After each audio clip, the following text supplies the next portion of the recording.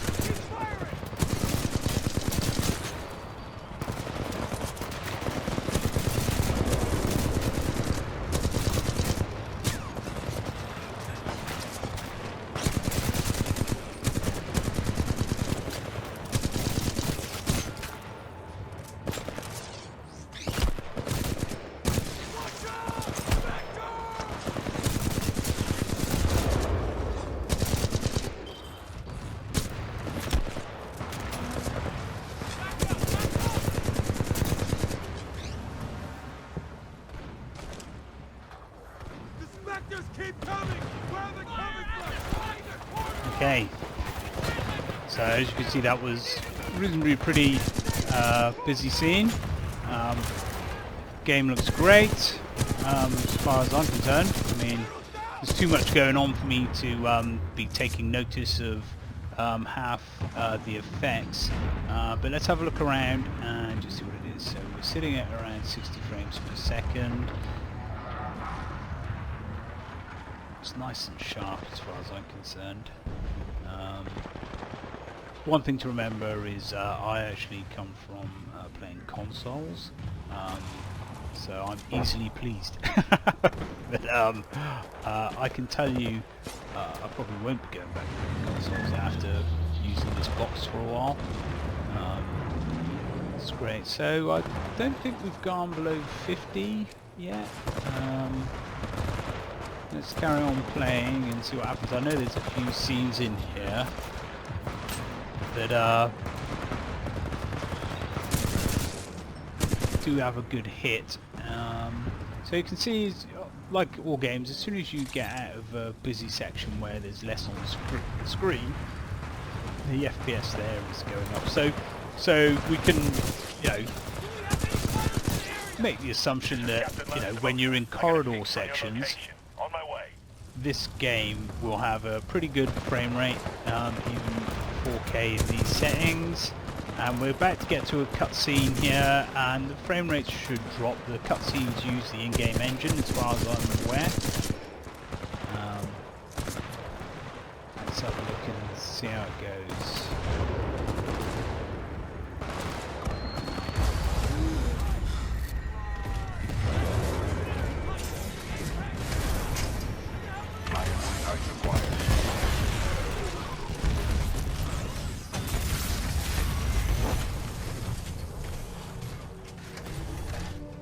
You're in bad shape. Hold on. This might knock you out, but you should be okay when you wake up. Lastimosa, hostile Titans inbound. Apex predators. Copy that, BT. Mercenaries. Stay down, Cooper. BT, let's go.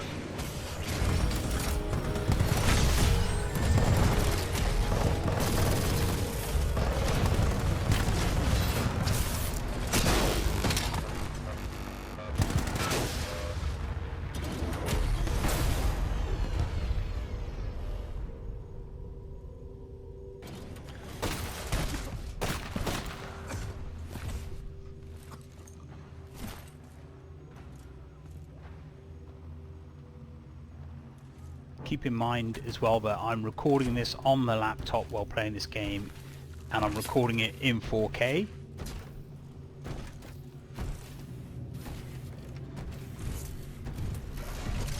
So if you look at the CPU usage, that's pretty impressive.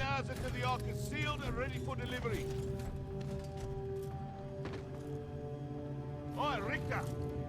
Leave the corpses alone, you sick bastard. We've got a job to do, eh? We make corpses, we don't clean them up. Let's go! Great scene coming up here, really nice detail. Let's see what it looks like. Should drop to around 30 frames, 35 frames per second.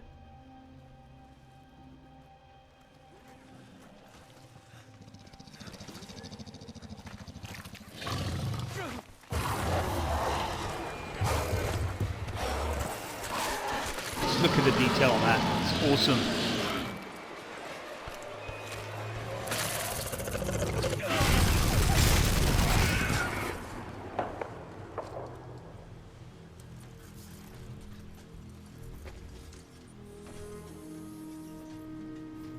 Okay, so this scene's quite busy purely because we have the water effects in there and there's a lot of terrain in view. And as you can see, the frames per second are just above 40 frames. Let's have a look around. So obviously less stuff on screen and the frame rate picks up as you would expect. Such a nice looking game. I mean, take note of these rocks, just the details on them at this setting, okay? And then as we get into the scene with more stuff, the frame rate will drop. And bring the water into view and it goes down even further. So let's just go back here. And around there. So okay, we're at 44 frames per second. To me that looks pretty impressive. Look at the detail on the glove, the gun, the rocks. Draw distances are pretty good. The lines on the mech are good. So let's just change a few settings to see what happens to the frame rate here quickly. Just see if we can first of all, we'll set everything to high, apart from the AA, and see what that frame rate does.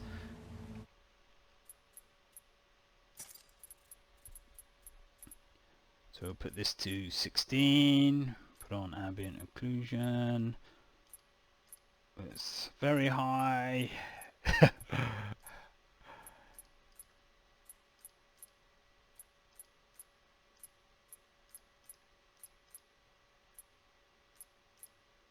Hi, so those are the highest settings apart from AA, and we'll apply that. So we're currently at 43 frames per second. Let's apply that, back, close, close. And you can see already we've taken a hit to 27, so that's no good. I mean, if we look at it, I mean, yeah, there's more detail on the glove there. I can see a bit more colour in some of the stuff. Yeah, it does look nice, doesn't it? Let's just have a quick look around.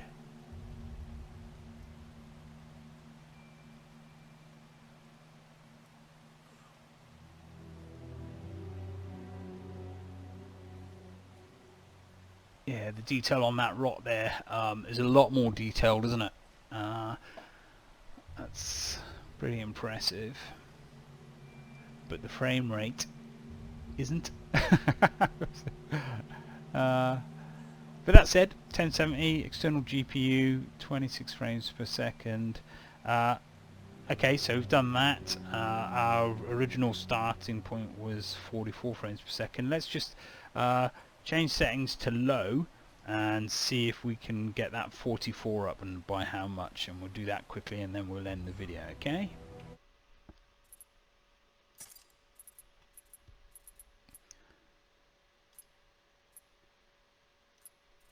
So we'll disable all these lighting effects. We'll put the model detail to low, draw distance to normal, effects detail low, impact marks low, ragdolls low. So probably about as low as you can go. You could probably disable a few more of these. We can see there 26 frames per second. Let's apply this and see what we get up to.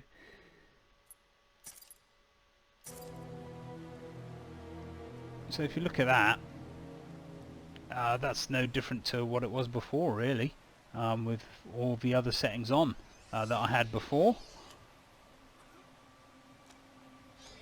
And what you have to ask yourself is, I mean, the difference in detail between high and low, I mean, you'd have to have a pretty good eye for this stuff, especially in a game where you're running around shooting, not stopping to take too much notice, and yeah, I mean that still looks pretty good to me.